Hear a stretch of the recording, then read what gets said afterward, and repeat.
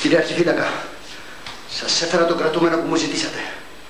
Κάτσε προσοχή στο ηλίκη.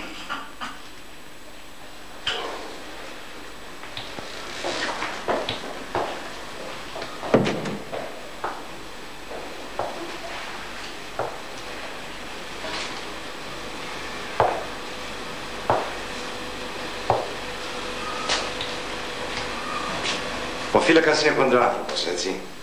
Μάλιστα, κύριε. Εδώ μέσα είναι κόλαση. Και μια ευγενική ψυχή δεν μπορεί να το αντέξει. Έτσι δεν είναι? Έτσι είναι, κύριε. Σ' αρέσει η ποίηση? Όχι, κύριε, μου τη πάει. Κι όμως θα έπρεπε. Είσαι ευγενικό παιδί. Το κατάλαβα από την πρώτη μέρα που ήρθες εδώ μέσα. Έτσι ξαφνικά μου ήρθαν στο νου μερικοί στίχοι από κάποιο ποίημα. Η ομιλία τέλειωσε και απόμειναν κατάπληκτοι και γυμνοί.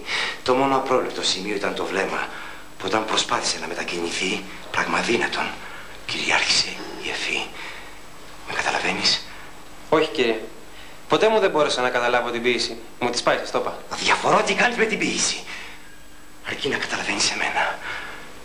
Σε χρειάζομαι, Στέφανε. Νομίζω ότι ο Θεός έστειλε σε μένα σαν τον άγγελο με το κρίνο. Τι ανομαλίες είναι αυτές που μου λέτε, κύριε? Ονόμαλη και διεφθαρμένη είναι η ψυχή σου. Κι όμως θα μπορούσα να κάνω πολλά για σένα, Στέφανε. Φερρυπίν, θα μπορούσα να σε πάρω από το θάλαμο και να κοιμάσαι εδώ μέσα. Να βγαίνεις έξω. Να έχεις χρήματα για τις εξόδους σου. Να μην σε ταλαιπωρούν οι φύλακες. Τι λες για όλα αυτά? Μπορώ να φύγω? Θέλεις να με ταπεινώσεις πρώτα από κάθαρμα? Θα σε συντρίψω, με ακούς? Θα σε συντρίψω γιατί σε χρειάζομαι. Γιατί μ' αρέσεις. Φύλακες! Διατάξτε. Αυτός ο αλήτης με προσέβαλε. Πώς μπόρεσες και προσέβαλες τον Αρχιφύλακα, ρε? Ποιος το έβαλε, μωρέ? Αυτός μου ρίχτηκε. Γρήγορα στην απομόνωση.